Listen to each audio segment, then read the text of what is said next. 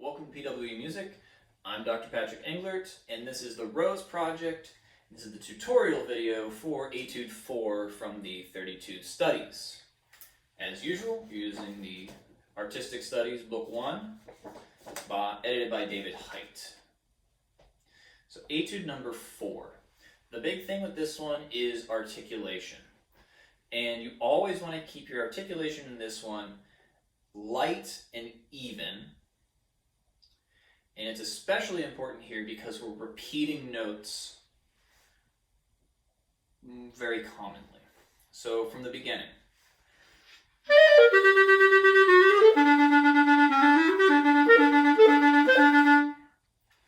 So first bar, we're repeating the A. Second bar, third bar, we're repeating E.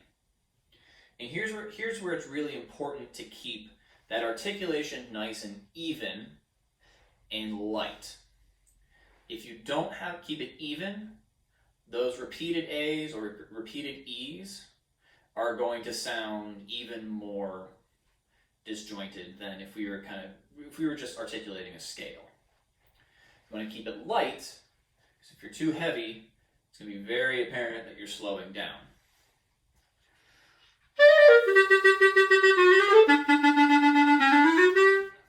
So there, I didn't keep it light, didn't keep it even, and it was really easy to tell.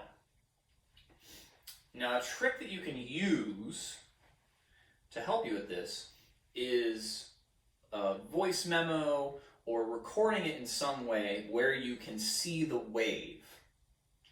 And if I was a fancy video producer, I could throw in a picture or a video of that right here. But we're low budget, what can I say? But if you look at the wave, and it's easy with this one because it's right in the beginning. If you look and listen along, it'll help you too. You should see small bumps that are even in both height, width, and everything else for these repeated notes. And if you look at the wave and they're not even, you'll know that your tongue is not even, your tone's not even, your volume's not even. If they are even, or they're as close as you can, then that's how you know you're getting the right evenness of length and tone and volume. So obviously, before we leave this idea, don't rush. That's kind of a universal thing with articulation. But here, kind of the other side of the coin, when you have repeated notes, it's easy to rush and zip ahead, and then your fingers need to move again and you're not ready. So moving ahead, let's say measure 6 to 11, where we have these stepped scales. It can be really easy to turn these around and emphasize the second and fourth note of each group rather than the first and third. And the way to work around this, if you find that happening, is to think of a tenuto on the first and third, or the beginning of each third. Think of a tenuto there, or an accent, or something to make you give it time or emphasis so that you switch back to the right way around.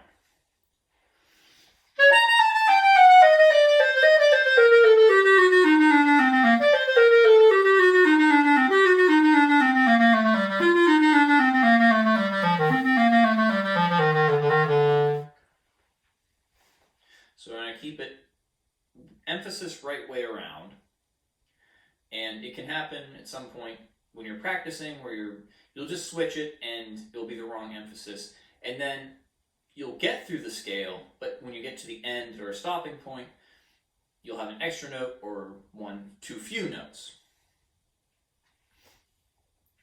So let's see. I'm going to double check my notes. Other than that, this one is pretty approachable.